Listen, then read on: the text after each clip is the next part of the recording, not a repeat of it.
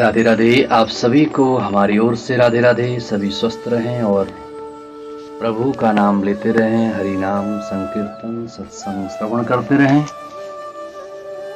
और प्रभु का ध्यान करें। आइए आज के सत्संग में हम श्रवण करते हैं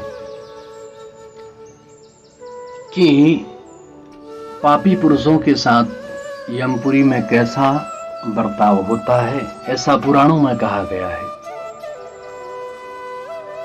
यमराज के दूत उनको जब ताड़ना करके ले जाते हैं तो कहते हैं तुमने ग्रास मात्र का अन्नदान क्यों नहीं किया, यानी कि हमें अपने जीवन में अन्नदान भी करना चाहिए। लोग इतने बड़े बड़े भंडारे करते हैं, क्यों करते हैं?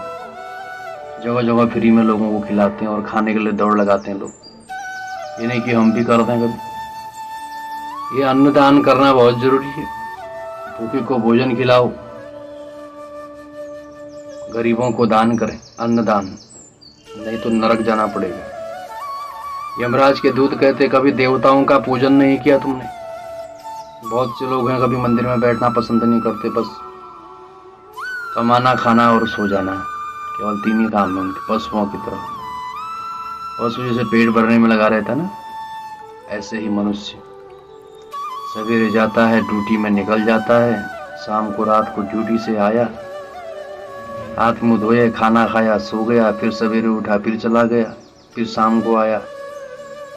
उसे पता ही नहीं चलता कि महीना कब बीत रहा है।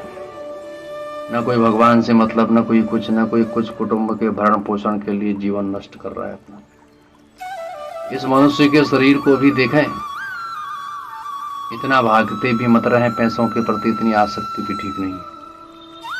साईं इतना दीजिए जामे कुटुंब समाई, मैं भी भूखा ना रहूं साधु न भूखा जाए। भगवान से कहो प्रभु इतना दो कि मेरा परिवार खुशहाल से रहे और मैं कभी भूखा न रहूं, मेरे परिवार कभी भूखा न रहे, और कोई मेरे घर आया है अतिथि या कोई मांगने वाला तो वो भी खाली हाथ न जाए, उसे भी मैं कुछ खिला सकूं। बाकी ज्यादा स्टॉक करने की जरूरत नहीं है। हरि नाम को स्टॉक करो, भगवान के नाम रूपी धन को जमा करो, राम राम कृष्ण कृष्ण इसको भी तो जमा करो, क्योंकि परलोक में यही जाएगा और साथ नहीं जाता है। तो यमराज के दूत कहते हैं तूने मनुष्य जीवन मिलकर कभी अन्नदान भी नहीं किया और अतिथियों को नमस्कार नहीं किया। आजकल लोग 4 पैसे कमा लेते हैं तो मेहमानों का आदर करना छोड़ देते हैं। अतिथि को प्रणाम करने में भी लज्जा आती है, अपने से बड़ों को प्रणाम करने में शर्म आती है। मरने के बाद यमदूत उनको यमलोक जरूर ले जाते हैं। पितृ तर्पण नहीं किया, लोग पितरों का श्राद्ध नहीं कर रहे हैं आजकल। तर्पण करें, श्राद्ध करें उनका।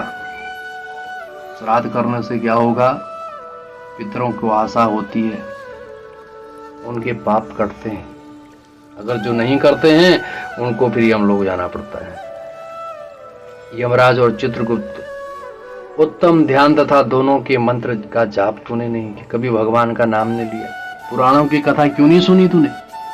शास्त्रों में सब वर्णन किया है, क्यों नहीं सुना? यमराज के दूत वहां ताड़ना देते हैं, सुनना चाहिए था। इस प्रकार से वह बड़ा दुखी रोता है। यमराज के दूत कहते हैं ग्रस्त में रहते हुए भी कोई तीर्थ नहीं किया, कभी कोई तीर्थ में गया नहीं, घर में ही पड़ा रहा। अरे तीर्थ स्थान थे बड़े बड़े, उनमें जाता क्यों नहीं गया? ये तूने पाप किया। न कभी तूने देवताओं की पूजा करी तथा अहंकार में को भी नहीं त्यागा। बहुत से लोग इतने अहंकारी होते हैं, जिंदगी भर अहंकार को त्यागते ही नहीं, जैसे कि वही ये दुनिया चलाने वाले हो। उन बेचारों से अपना घर तो चलता है नहीं, अहंकार के वशीभूत रहते। न जाने कितनी संपत्ति है उनके पास। मरने के बाद क्या होता है? ऐसे लोग भी नरक में ही जाते हैं। अच्छे पुरुषों की सेवा नहीं करी, किए हुए कर्मों का फल भोगो। जो सत्पुरुष हैं, साधु संत हैं, उनकी सेवा तूने कभी करी नहीं, अब तुझे नरक में भोगना पड़ेगा। अतः अनेक तरह की जो है हम तुम्हारी ताड़ना करते हैं। इस प्रकार यमदूत कहते हैं यदि तुम कहो कि दंडनीय अपराध क्षमा करो तो वह ईश्वर भगवान क्षमा कर सकते हैं। यमराज के दूत कहते हैं कि हमसे क्षमा करो कहते हो, हम क्षमा नहीं कर सकते। अगर क्षमा कर सकते हैं तो केवल परमात्मा है, केवल भगवान है। अन्य कोई नहीं कर सकता। हम लोग तो हरि की आज्ञा से पुरुषों को ताड़ना देने वाले हैं। यानी कि वो भी सब क्या हो रहा है, यमराज किसकी ड्यूटी कर रहे हैं? भगवान की। भगवान ने वो यमराज को ड्यूटी दे रखी है, जो कर्म फल यहाँ भोग धुलाई इधर ही होगी। जो पापी लोग हैं उनकी धुलाई करने का काम तुम्हारा है। सबकी ड्यूटी लगा रखी है।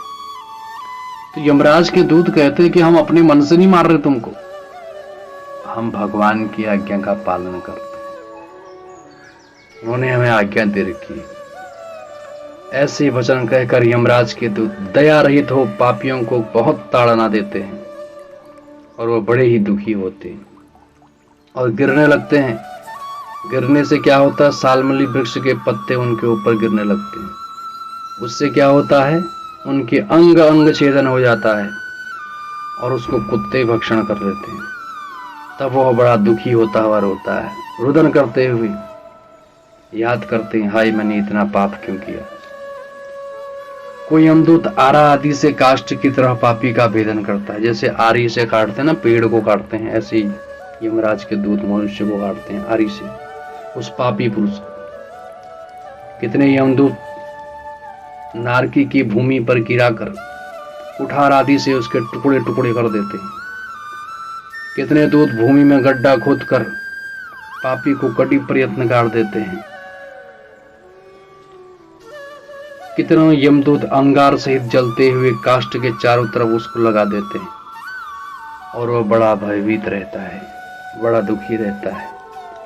कितनों को हाथियों के नीचे पटकते हैं, कितनों के हाथ पैर बांटकर उल्टे मुंह करके गिराते हैं, कितनों को कूप में, कितनों को पर्वत से गिराते हैं, कितनों को क्रमिकुंड में पड़े हुए जीवों से भेदन कर देते हैं, कीड़े मकोड़े वाले गड्ढे में डाल देते हैं, वहां कीड़े काटते हैं उन पापियों को। इसलिए कहते हैं हरि भजन करो, सत्संग सुनो, दूसरों का भला करो, ये नहीं भोगना पड़ेगा, नहीं तो सब यम यातना भोगनी ही पड़ेगी। जो कर्म हमने खराब किए हैं उसका फल भोगना पड़ेगा, इसलिए सावधान रहें। भगवान के नाम में एक सामर्थ्य है जो हमें यहाँ जाने से रोक सकता है। हरि का नाम लें, भगवान का ध्यान करें, भगवान का स्मरण करें, भगवान का चिंतन करें। और कहते हैं कि कोई पुरुष ईश्वर के निमित्त दान को न कर केवल कुटुंब का भरण पोषण तथा अपने उदर को भरता है, ऐसे पुरुष कुटुंब को एवं अपनी देह को छोड़कर परलोक में नरक आदि दुख को भोगते हैं। कमाते रहे खाते रहे, कमाते रहे खाते रहे, परिवार में ही खाना पीना पालते रहे, कभी मंदिर में कुछ दान नहीं दिया, कभी भगवत भक्तों की वहां बैठकर सत्संग नहीं सुना, गरीबों को दान नहीं दिया, केवल हम खाने पीने सोने में जीवन व्यतीत कर रहे हैं, मरने के बाद पूरी हम लोग की तैयारी कर रहे हैं। इसलिए कहा है, जो प्राणी बैर भाव करने से शरीर का पोषण किया, वह शरीर को त्याग कर पास रूप पाथे को साथ ले एकाकी जीव नरक में जाता है। अन्य कोई भी संग नहीं जाता, न बेटा साथ जाता, न नाती साथ जाता, न पोता, न पति, न पत्नी, अकेले ही जीव संसार में आता है। तो कर्म फल भोगने उसको अकेले ही जाना पड़ता है। इसलिए सत्कर्म करें, हरि नाम लें, ये नाम हमारा साथ जाएगा, ये कथा हमारी साथ जाएगी। कथा सुनने से क्या होगा? पुण्य मिलेगा, और पुण्य मिलेगा तो परलोक में हमारा साथ जाएगा। जैसे तुम पैसा वैसा कमाओगे तो अगर उसको सेव जितना कमाया उतना खाया, उड़ा दिया, सेव नहीं किया, जमा नहीं किया, कभी अकाल पड़ गया तो क्या होगा? रोते रहेंगे, ऐसे मरेंगे भूखे प्यासे। लेकिन बचा के रखते हैं तो मुसीबत के समय में वो पैसा काम आता है और सुखी सुखी जीवन जीते हैं। उसी प्रकार यदि हमने पुण्य कर्म किए हैं, अच्छे कर्म किए हैं, तो वहां यम यातना जब हम भोगेंगे तो ये पुण्य कर्म हमको थोड़ा बचा देंगे। इसलिए पुण्य कर्म करते रहें और पाप कर्म करने से बचें। भगवान का नाम लें, भगवान का स्मरण करें। जो शुभ कर्म से विपरीत रहे, सदा अशुभ कर्म करते हैं, ऐसे पापी नरक में जाकर फिर नरक में ही जाते हैं और दुख के अनंतर पुनः भोगते रहते हैं। अर्थात पापी पुरुष सदा दुखादि का अनुभव करते हैं। यानी कि शुभ कर्म बता रखा, कथा सुनो, सत्संग सुनो कहते हैं। अहंकार बस सत्संग नहीं सुनते हैं लोग, कथा नहीं सुनते हैं, शास्त्र के बताए नियम से नहीं चलते, अपने अहंकार के वशीभूत होकर। तो होता क्या है, फिर वो बेचारे नरक में गिरते हैं, फल भोगना पड़ता है। कितना भी बड़ा नास्तिक हो जीवन में एक बार तो प्रभु के पास आ ही जाता है, क्योंकि सब देखने वाले परमात्मा है।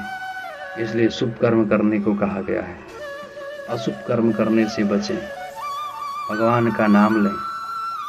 जो ब्रह्म हत्या करने वाले जो होते हैं वो नरक में गिरते हैं, मदिरा पीने वाले नरक में गिरते हैं, गौ हत्या करने वाले बैतरणी में गिरते हैं, बाल घाती जो होते हैं, स्त्री को मारने वाले, गर्भ गिराने वाले भी यहीं गिरते हैं।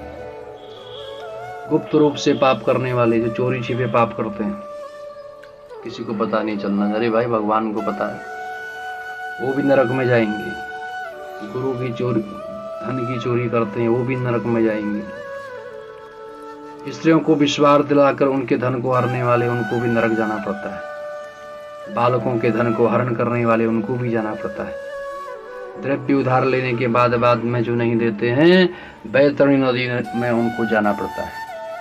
यानी किसी से उधार ले लिया तो चुका लो उसको, नहीं तो बैतरणी नदी में जाना पड़ेगा, गिरना पड़ेगा, सांप बिच्छी काटेंगे, वहाँ बड़ा दुख होगा। हम लोग ताड़ना देंगे यमराज के दूत, इसलिए उधार जिससे लिया है उसको चुका लो। क्या पता कभी भी चले गए बिना उधार चुकाए तो फिर भोगना पड़ेगा। और कहते हैं विश्वासघाती जो होता है, जहर मिश्रित अन्न देकर दूसरों को मारने वाले, पापी पुरुष औरों के अवगुण ग्रहण कर गुण की प्रशंसा न करें, गुणवान पुरुष से ईर्ष्या करने वाले, यानी कि जो गुणवान है